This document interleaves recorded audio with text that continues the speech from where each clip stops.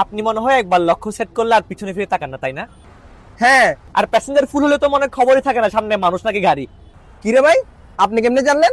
কুত্তর বাচ্চা, বংশের বাত্তি বন্ধ করে দিই তুই আমার। সব দোষ মনে হয় আমার না? মনে তো হচ্ছে। আমি ভুল পথে হাঁটতেছি।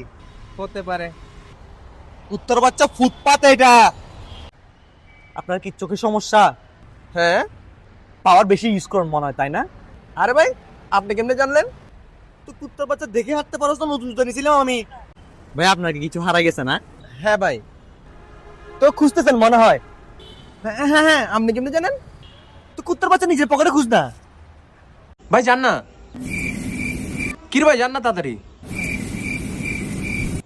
তো কুত্তর বাচ্চা পাটা সরানো না, নাহলে কেমনে যাবো? আপনি মনে হয় 7 তলায় যাবেন।